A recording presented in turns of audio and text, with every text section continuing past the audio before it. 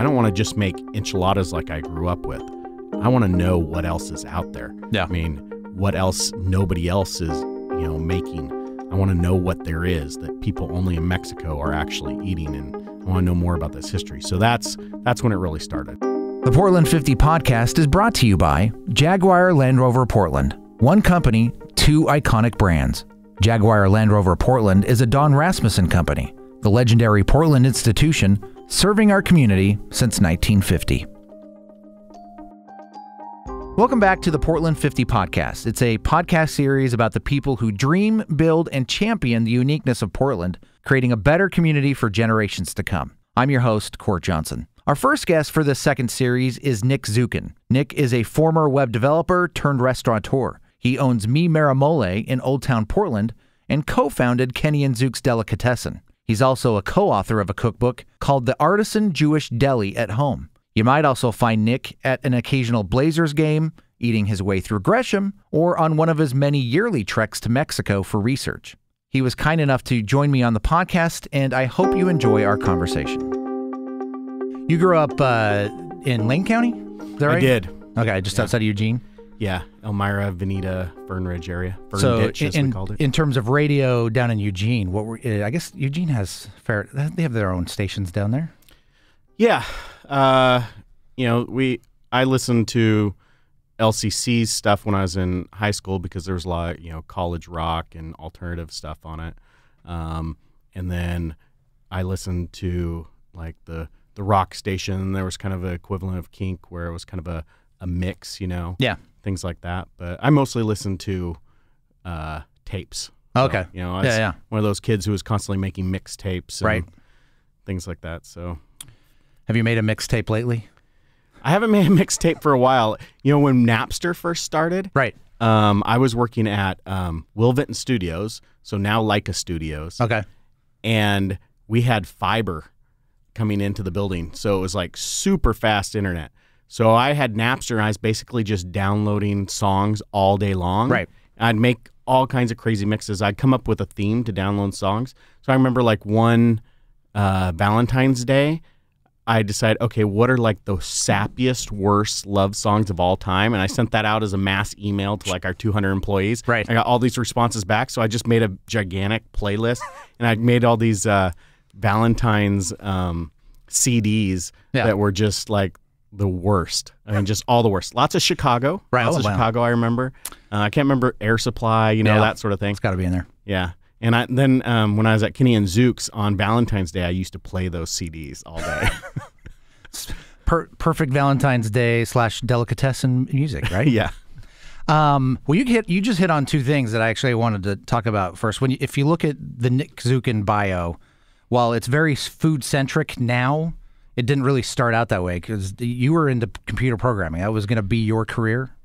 Yeah. Well, I mean, I didn't go to college for it. I went to college in economics, philosophy, poli-sci. I was thinking maybe lawyer. Originally, I wanted to be a doctor, and then when I was in high school, I was like, I don't really like gory stuff, so maybe I wouldn't like it. I mean, now I look back and it's like, oh, that'd be no problem, but I'm glad I didn't have the student loans.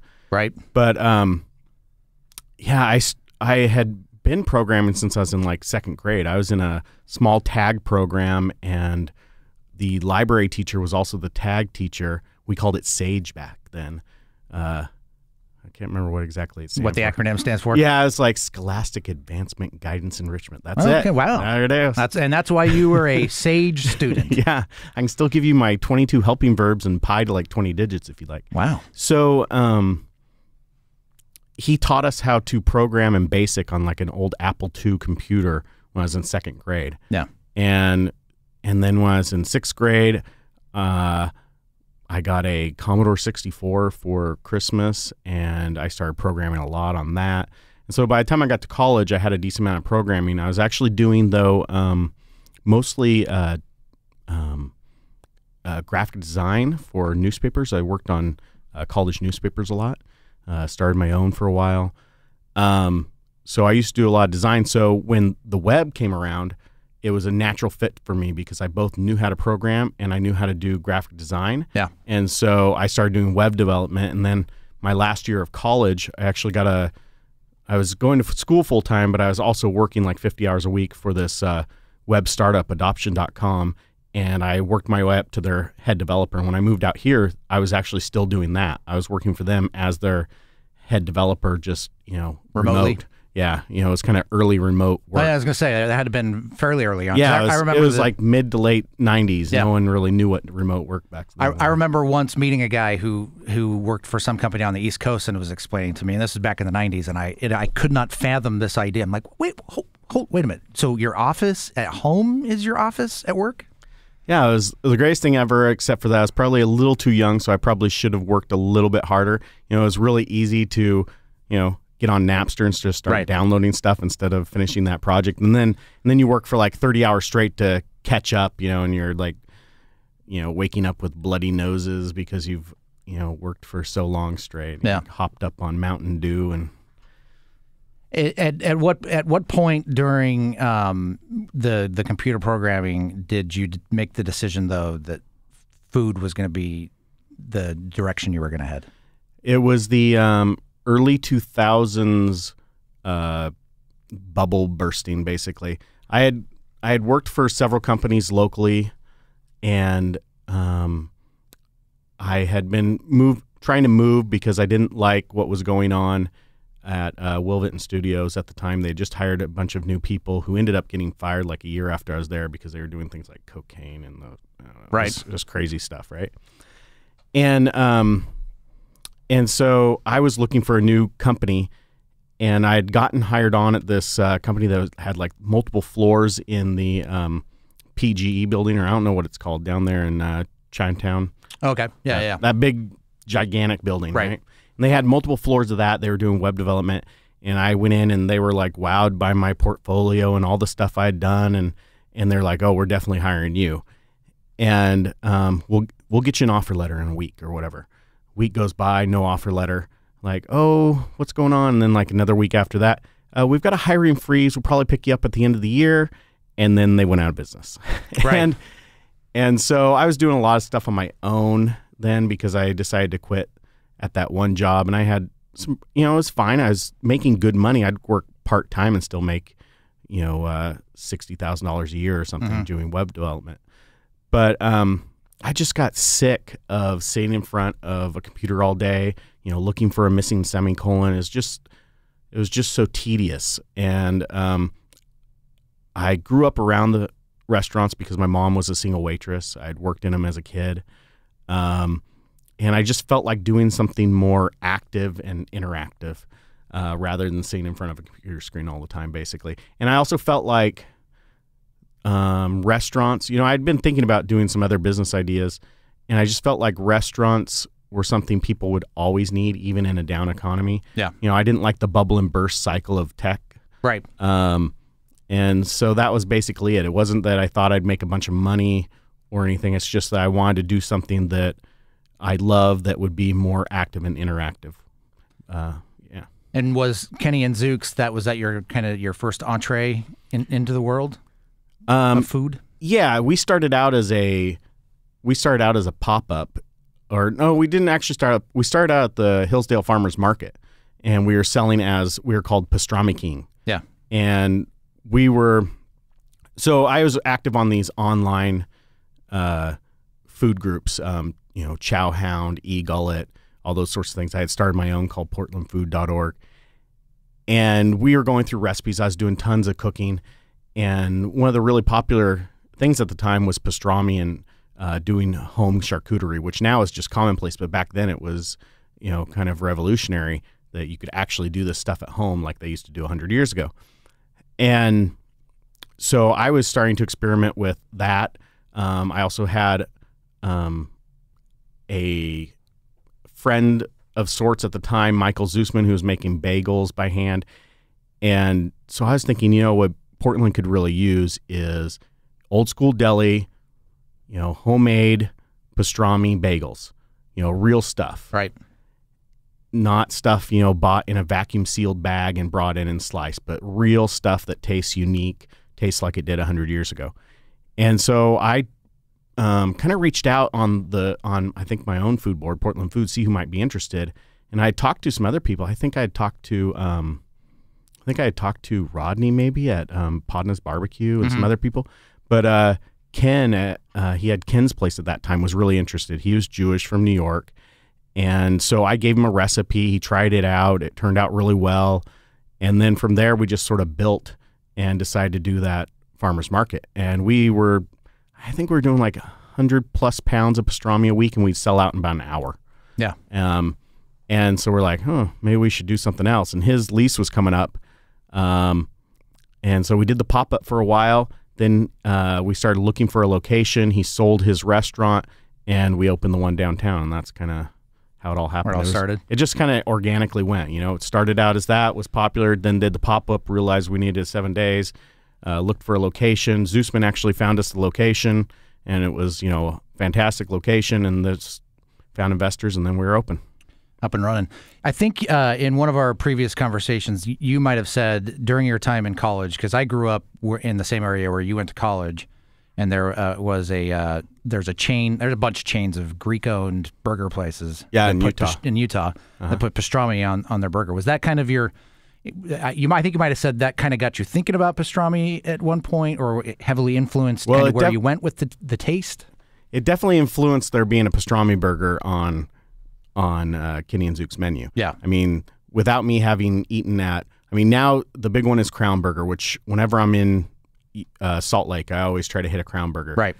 At the time, though, I first went to UC Santa Cruz, and I went to BYU, followed my girlfriend from high school basically to BYU, and ended up marrying her. And we lived in this little apartment complex.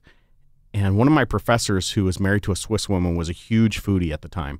And there wasn't really even foodies back then. You didn't really talk about it. It was 90s, still kind of a weird era for food. But he was very into cooking and very into good food. And one of his favorite places was this little burger stand called Royal Burger. Yeah. He usually called it Pakistani Burger because he couldn't remember the name. But it was Royal Burger. It was right next to my apartment, which was very dangerous. And we'd go there. It was owned by a Pakistani family. It was kind of based on the same menu as Crown Burger. And everything was perfect every time. Just perfect. The fries were perfect. My wife would always get a grilled cheese sandwich, and it was perfect. Yeah. And they had the Royal Burger Special, which was 1/4 pound flame grilled beef with 1/4 pound of pastrami, cheese, with the class, what they call in Utah fry sauce. Mm-hmm. With a grilled bun. It was always perfect. I'd often get a Reuben from them, and their Reuben was always just grilled perfectly. Just everything was perfect from them. So that was really the inspiration. It wasn't until later I actually went to Crown Burger. Mm-hmm. It's like, oh, this is the thing. Yeah, exactly. Yeah. And there's a lot of imitations. But I've always been. Well, and they have them in Southern California too. Right. Those are the two places, basically Southern California and Utah. And is the pastrami? I'm assuming that's still on the menu at Kenny and Zuke's. Yeah, I assume so. I mean, now that I don't work there and I've got my own thing, I almost never go in, and I make my own pastrami all the time. Right. So I don't have a lot of reason to. That's one of the things I enjoy following you on, whether it be Instagram or Twitter or on Facebook, is kind of your own food adventures of things you're experimenting with in your home kitchen, your kitchen at Mi Mero Mole, or just kind of where your travels through Mexico, which we'll talk about here in just a minute. But you're always experimenting, it seems like. Yeah, I think I have a little bit of a obsessive quality where I'll get on a kick. So I'll be interested in something like, who has good Mexican soups in Portland, or who has, the best Vietnamese soups or whatever. And so for a month or 2 months straight, that's all I'll practically eat. Yeah. And so it could get a little tedious following me on Twitter or Facebook or Instagram, because you'll see the same dish like over 20 times in a row Yeah. from different places. But it's just because I really want to know who's the best or what's the best. And I would assume maybe by doing it in that way, where you're doing it all close together, it's easier for you to kind of recognize the differences as opposed to spreading it out and doing it kind of hodgepodge together, right? True, and I take notes even if I'm not working. Every once in a while I've written things, mostly for Willamette Week. I've done some, I ate 75 burgers in about 2 or 3 month span one time to do a best of burger thing. That was tough. And then I did one last year that was really fun, where I went to all the Mexican places that had barbacoa or birria, and ate all of those, like literally everyone that's in town. And that was really fun, though, getting to see all the stuff out there. How do you find all those? Because there's all these little hole-in-the-wall places, too. Are you just asking everybody you know? Or, I'm assuming even that some of those places, they know other places. Yeah, I will say spend a half a day in Gresham, for example, just driving to places and see if they have it. I mean, some places I know don't, and I'll research menus, I'll ask people, but I'll literally drive to places and check their menu. Yeah. And this isn't always associated with something you're writing for Willamette Week. This might be just your own curiosity. True. Yeah.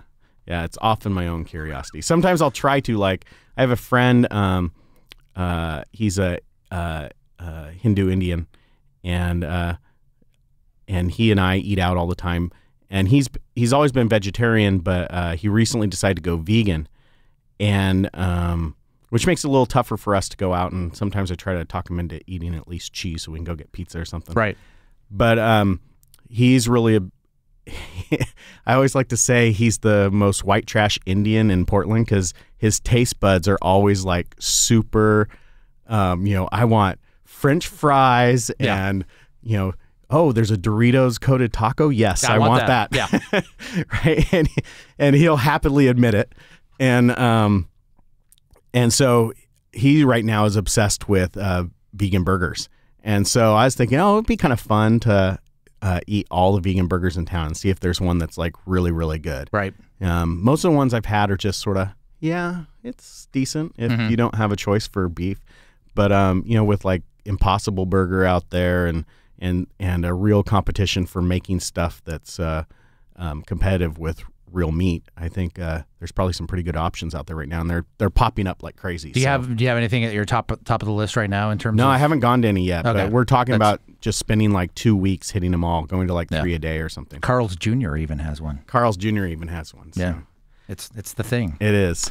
So how do you go from Kenny and Zuke's to Mi Mero Mole? So you're talking about a traditional Jewish type delicatessen setup. The more difficult thing was actually doing Kenny and Zuke's, because while I have Jewish heritage, I didn't grow up eating Jewish food very often. So the culture really wasn't there, right? Because I was in BFE Lane County, and there was no Jewish deli. Yeah, and my mom's not Jewish, and so we weren't eating traditional Jewish foods growing up. But I mean, even if we were, there wasn't a deli. Most people don't make pastrami at home or anything. And bagels were more hippie food in Lane County than you don't think about it as deli food. You go to the natural food store and you get a bagel. So I mean, I ate plenty of bagels growing up, mostly bad ones, but it wasn't really part of my culinary experience growing up.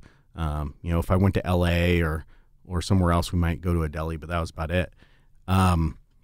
So for me, that was reconnecting with my heritage, but it wasn't really something I knew growing up. On the other hand, growing up on the West Coast, my mom lived in Arizona and California. My dad was from California.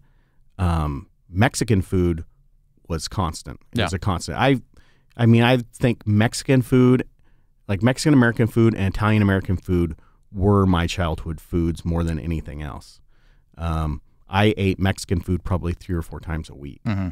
So, and when I was growing up, when I was with my dad, we would either go out to eat for pizza or we'd go out to eat for Mexican food once a week.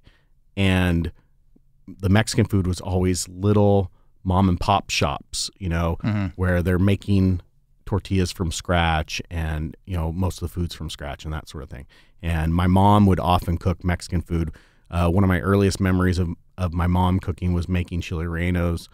She has this story about when I was probably 3 or something. She was making chile rellenos and she didn't have a spatula and she would need to flip them. So she tried to toss them to flip them like you would a pancake or something, right, and stuck them to the ceiling.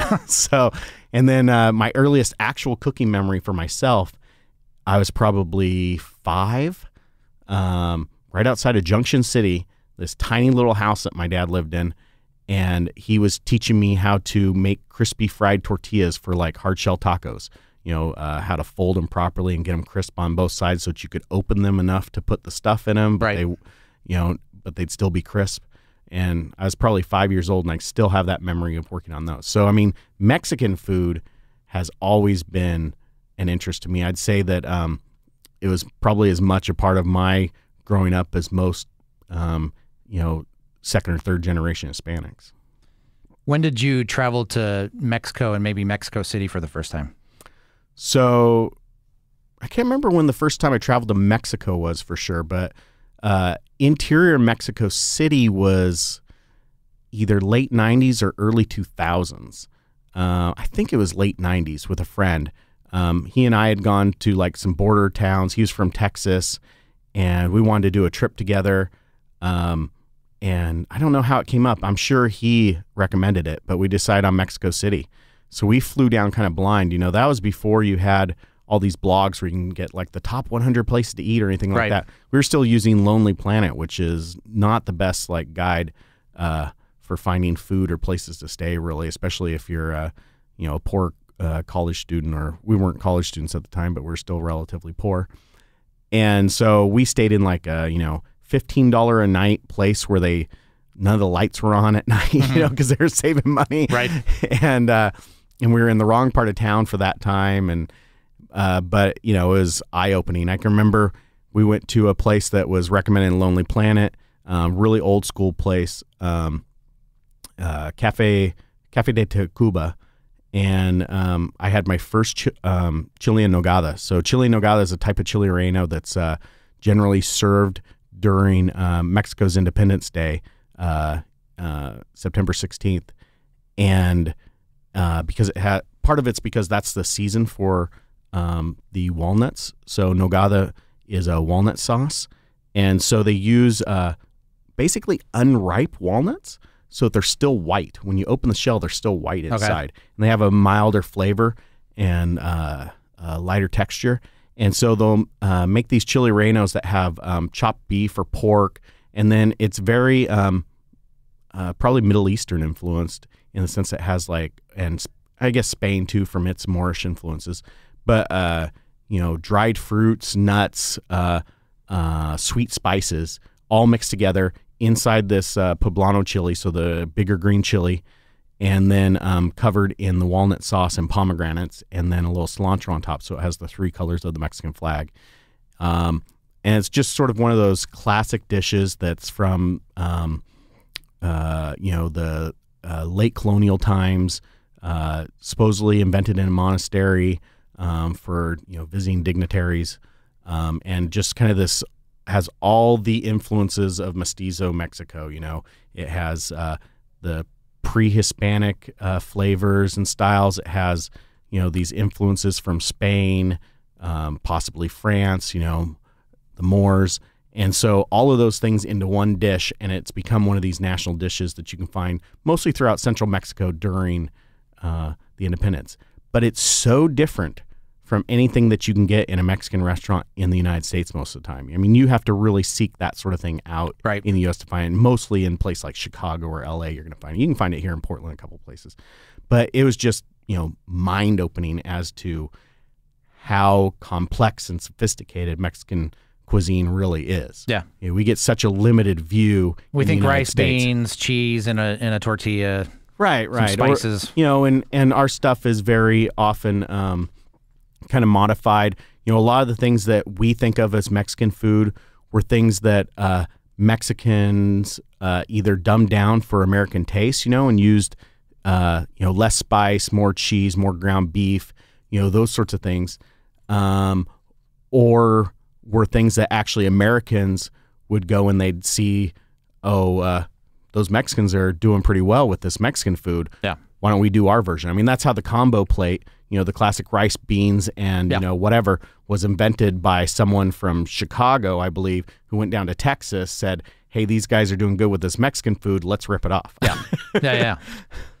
So, when you went down and you experienced this for the first time, were you absorbing all this? Because Just hearing you describe the process of that, and again, I go back to being able to follow you on your adventures through Mexico when you go down there. You're absorbing all of this. You're learning from the people as they're doing it, and I'm educated as I follow your adventures because you're sharing a lot of that same information, the process of how they're cooking the meat with local leaves and all that stuff. It's fascinating. But were you that first time? Were you taking all that in, or did it take multiple trips down to start figuring out how they were doing it?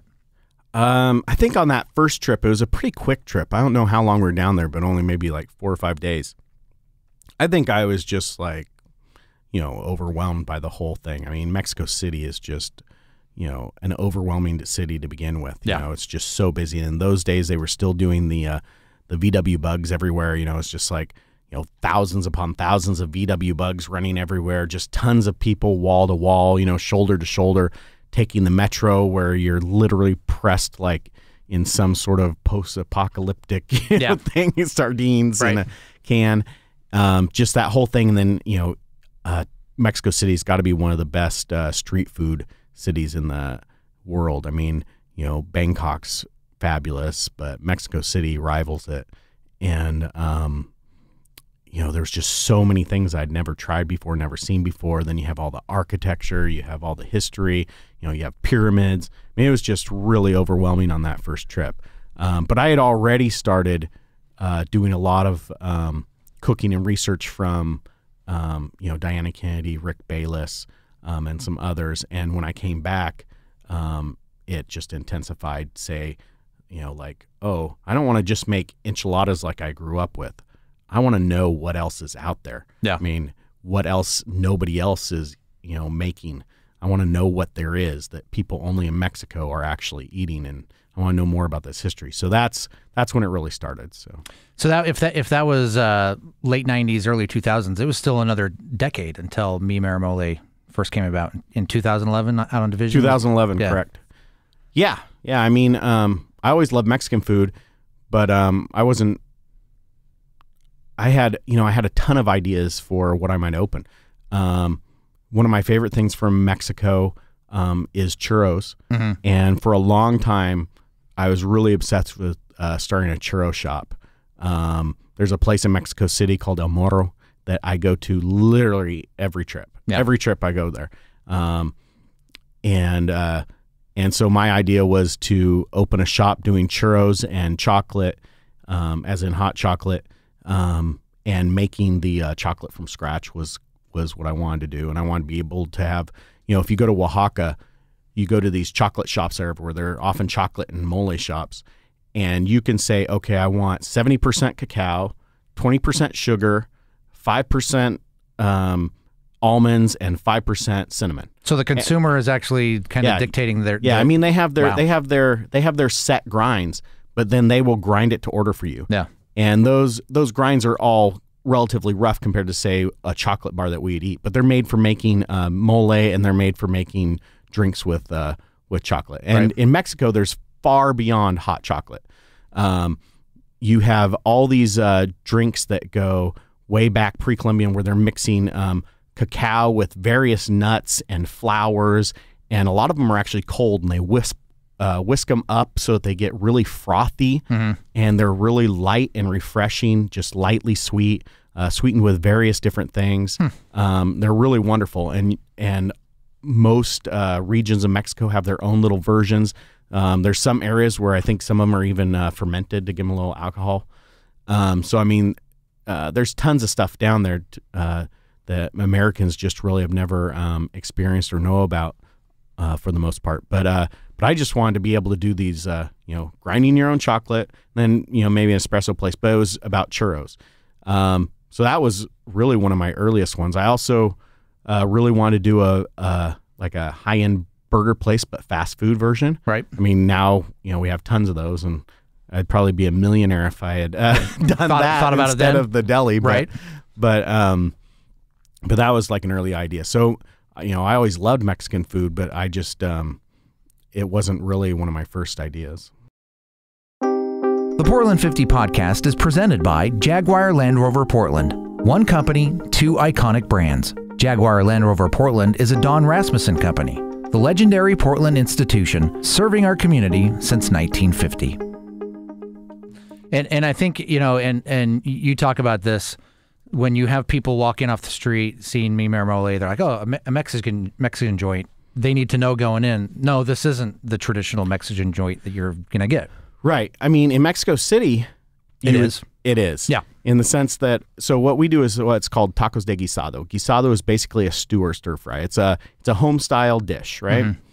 And so most people, when they come in, they won't even look at the menu. I'll go, have you looked at the menu? Yeah, I've looked at the menu. Can I get a carne asada burrito? We don't have that on the menu. Right.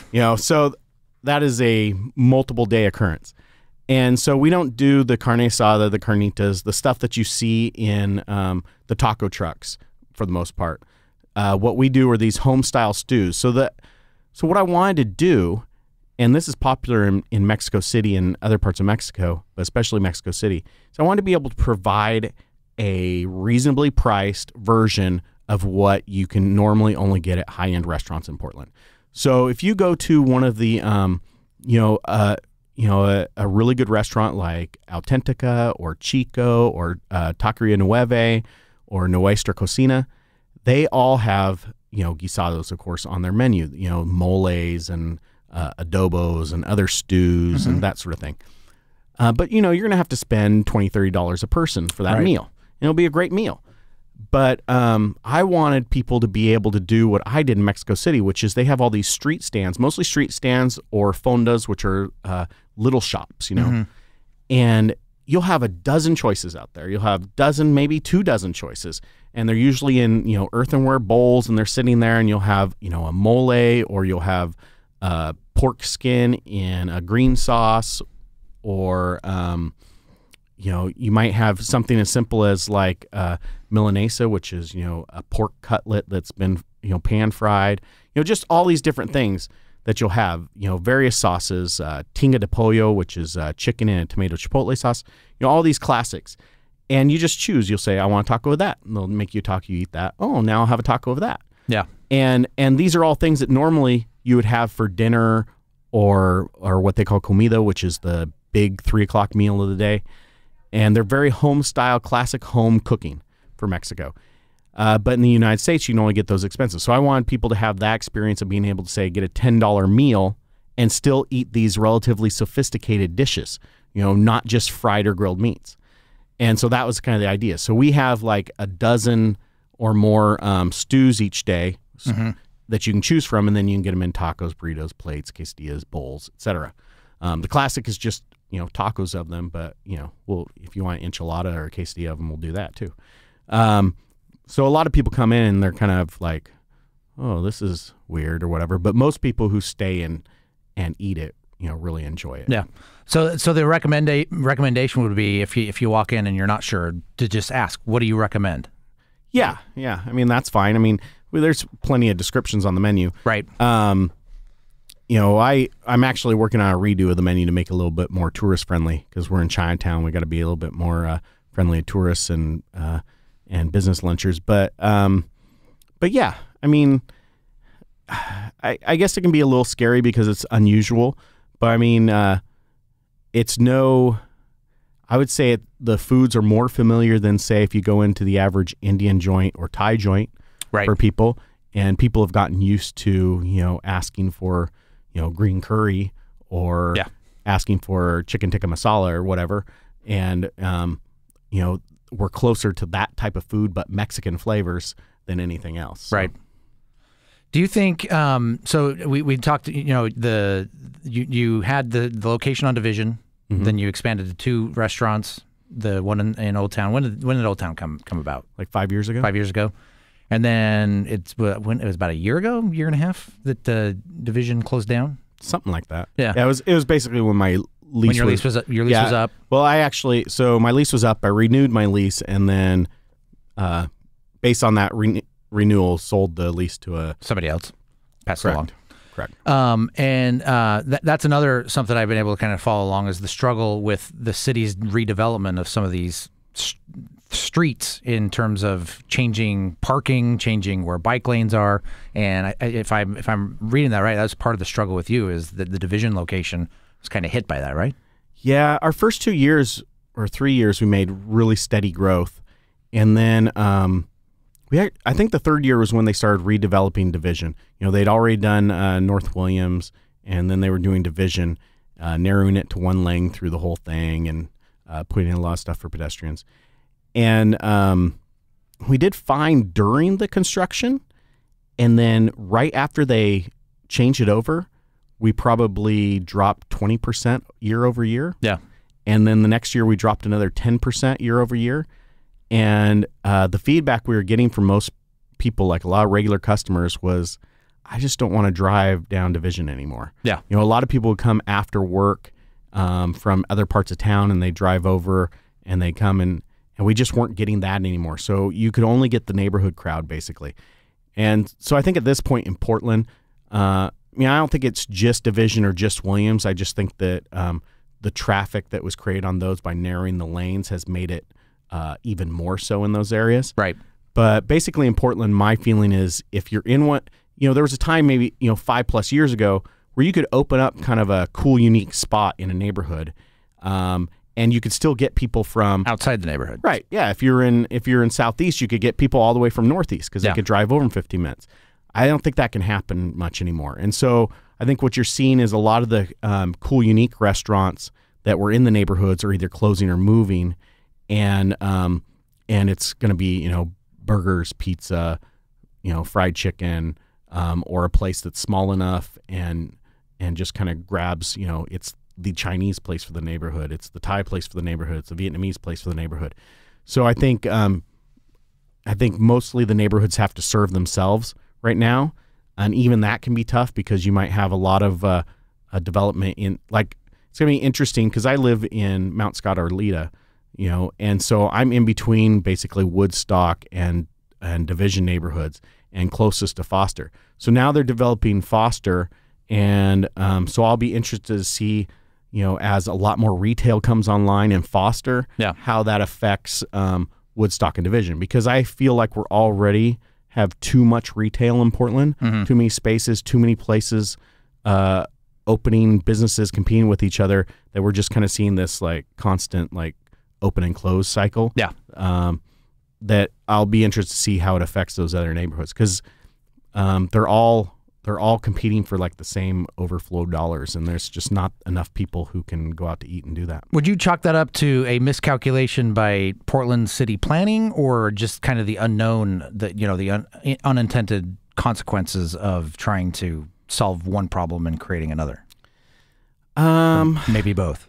Yeah, I mean, my feeling is that there's a little bit of a SimCity mentality in Portland, that it's like a video game, and you can just create these little pockets. Yeah, these little pockets of neighborhoods, and the little people just magically go there. Yeah.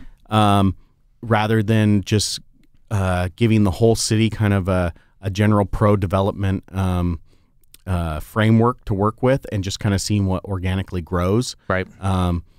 And so, anytime you push that sort of thing into one neighborhood, it's probably going to pull a little bit from the other neighborhood. You'd like to see, like, it'd be interesting to look at, I don't know for sure, but all these mixed development places, you feel like there's too many of them, and that we just need more housing so that you can have people to support all that retail. Right. Because I'm seeing a lot of empty retail that's just staying empty around town. Yeah. And then I'm seeing a lot of restaurants that are, half full most of the time. I mean, one of the reasons why we love being in Chinatown now is we can count on that lunch business. Right. And in Division, it was just so up and down, and anything could change business. If it was rainy, we might be, 1/10 as busy as the day before that it was sunny during the summer or whatever, or if it's cold all of a sudden, suddenly nobody comes in. And those are just dead days. It's not like you make them up the next day. Everybody's like, oh, now I'm going to go out. At least, in downtown, we have that constant lunch business that we can count on. So if dinner's, up and down, no big deal. But yeah, as you spread out more and more of the retail, there's just more people trying to eat from the same pie, and I don't think the pie is growing fast enough. So I'd like to see a lot more housing development and getting more density of people before the retail builds out, and then have the retail kind of come in to fill in. Yeah, the gaps. it seems like they're doing that in reverse right now. Right. There's so much retail and stuff, but they don't necessarily have the people to support it. To make, I don't know if I'd call this an awkward segue or a different change directions here. I can't remember who it was on Facebook. We have some mutual friends. Somebody described you once as somebody who plays the devil's advocate all too well. Have you ever heard that said about you? I've definitely heard people say that I played devil's advocate, which I think is partially true. Okay. So, I think people think of the person who's the devil's advocate as just always wanting to be contrary, right? Right. And that's not the case with me. I will only argue something if I at least mostly believe it's true. Okay, that was going to be my question, because getting to semi-know you over the years, I think you put a lot of thought into everything that you put out there. And maybe you don't. Maybe you're just, I try like that other guy just tweeting like crazy. But it seems like there's a lot of thought that goes into what you say. And for me personally, there's been times where you've made me think about something completely different the way I never would, and changed my mind on some things. Well, that's the goal. I aim towards the weak-minded. Right. And you nailed it. Yeah. No, I mean, I try to research my stuff really well. I try not to, I think a lot of people, you see this on social media all the time. I think most people post to reinforce what they already believe, right? For me, anytime I am feeling like that's really too good to be true, or if it's too good, I start to think it's like too good to be true. Right. And so something that really feels like, oh yeah, that's got it, that's gonna be telling them. Yeah. Then I go and spend like 2 hours researking. I'll go through the science and stuff like that. I go. Most people don't do that. No, I am more likely to go, that makes some sense, to something that disagrees with my previously held opinion, my prejudice, or whatever you want to call it, than I am something that agrees with it, because I don't like that comfortable feeling of like, oh, this is just right on. It's like, no, there's got to be another side to this. Yeah. And so that's when I start researching the science or something. And then, though, if you start going through researching studies and meta-studies and data and stuff like that, and it all backs up what you already believe, then I'm just going to be pretty insistent. And I think that might be where the comment comes in of the playing the devil's advocate, because a lot of times I'll be watching, it might be like on an Oregonian article or a Willamette Week article or even Eater, PDX, something going on in the food industry. There'll be kind of this group thought train going of everybody heading this one direction, and then suddenly Nick Zukin pops in there with this thought, and then it kind of stops everything cold, and then there's some conversation about that, and then sometimes there's a like, burn the witch. So suddenly it's like we need to boycott Nick, and which is crazy sometimes. I think mostly people on social media are there for affirmation, right? Right. And I hate affirmation. Like when I was in grade school, the teachers I respected the most were the hard asses. It wasn't most kids like the easy, who's the fun teacher who's always having the parties on Fridays and stuff. It's like, I don't care about that guy. I want the hard ass who's like going to, tell me I'm wrong constantly and push me. Right. That was who I really respected. And it's the same thing with like, my wife, if I'm working on a project or something, I say, hey, can you look at this, blah, blah, blah. Oh, that's pretty good. It's like, I don't know. Whereas, you should change something. Yeah. I have certain friends who will go through and give me like a pretty strong critique. It's like, oh yeah, that person knows what they're talking about. I can respect that. And I just hate that, that groupthink that, it's really strong in Portland because it's such a non-diverse community, especially politically. It's just everybody, it seems like, all thinks the same thing most of the time. And so it's really easy, I think, for people to get on social media and put something out there and just have people go, yeah, you tell them, you're right, all slapping each other's backs, back and forth. Right. And, if I see something on Facebook or Twitter that I agree with or I think's interesting, I'll give it a like. But I usually won't say like, go get them, you tell them. But if someone sees or if someone's putting something out there, like a meme that's got some major problems, or just like sharing articles from some weird site that is based on fake science or something like that, then I'll usually pop up and say something. Right. Or if someone's giving a point of view that's really one-sided, and not slowing down and waiting for more information, then I'll pop up and usually say something. People definitely don't like that. Well, you've just you've ruined their flow. I know. Proved them wrong. I've always debated that because it's one of those things where like I've started to write comments to somebody to like either correct them or say, hey, actually read this article and then think about it. But I'll stop myself because, to your point, they're just looking for affirmation. They just want a bunch of people to be like, yes, we're all right. Well, and what happens with me is I end up finding out who are the people who can take criticism, who are not, right? Yeah. And if someone can't take criticism, I'll usually unfollow them. Sure. On Facebook or Twitter. I mean, I only follow like 50 people on Twitter, but on Facebook, I'll how you can be their friend but also unfollow. My mother-in-law. I do that often. That's my mother-in-law. I don't know if she's listening right now.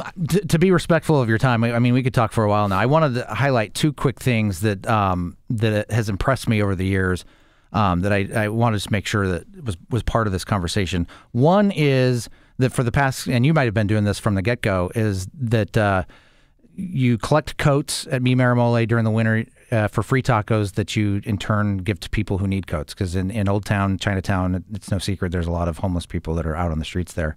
Yeah, coats and any warm weather stuff. We'll collect hats, socks, whatever. Yeah.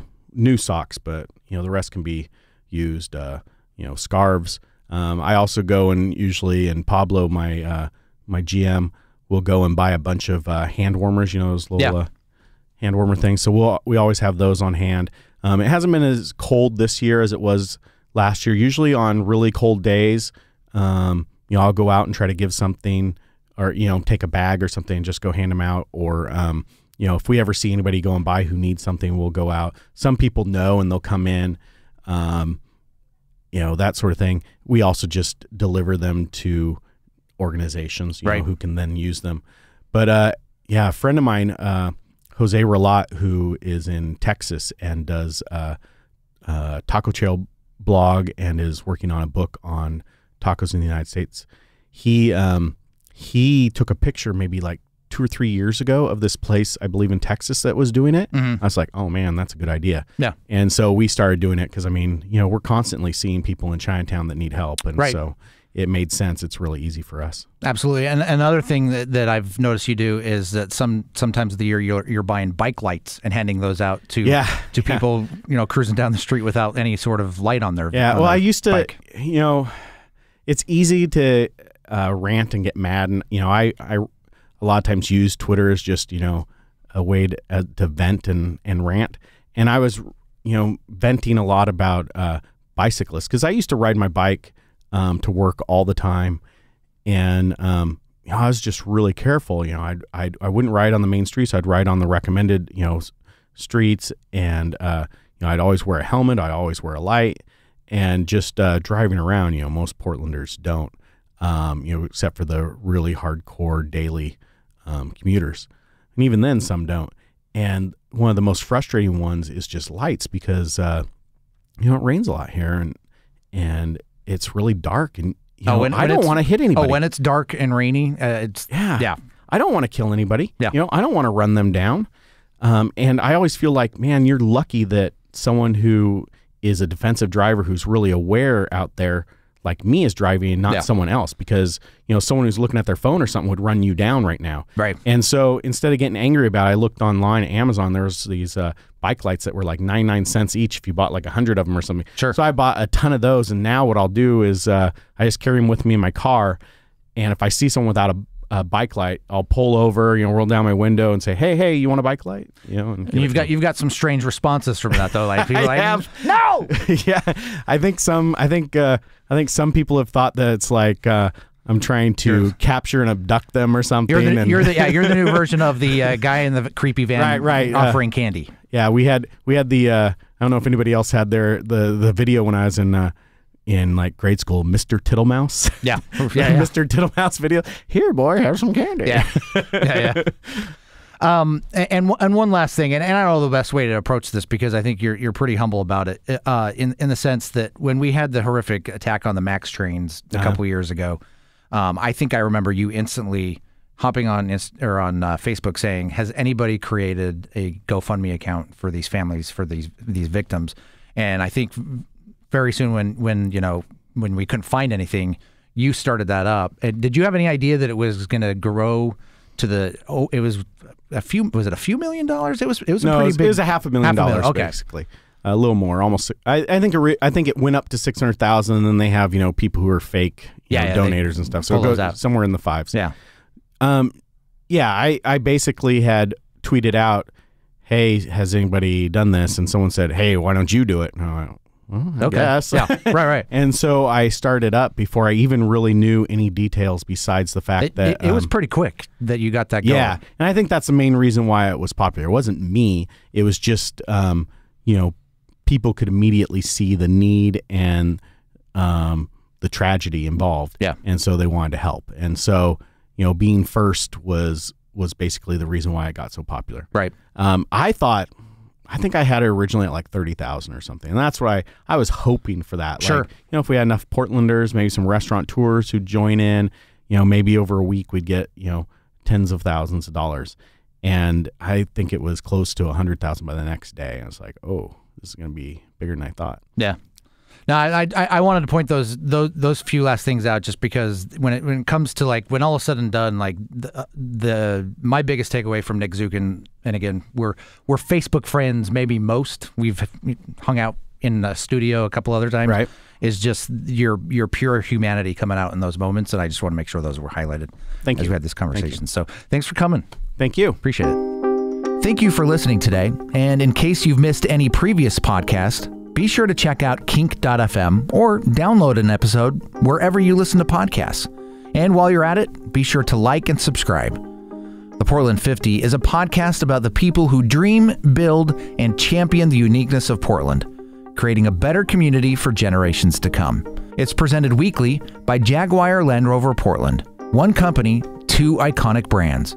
Jaguar Land Rover Portland is a Don Rasmussen company, the legendary Portland institution serving our community since 1950. Talking Trash, a Green Tips podcast, is a chance for me to jump into the world of sustainability by talking to people in business, government, and nonprofits. Hi, I'm Peggy LaPointe. You can find weekly episodes every Tuesday at KINK.FM, Apple iTunes, or wherever you download podcasts.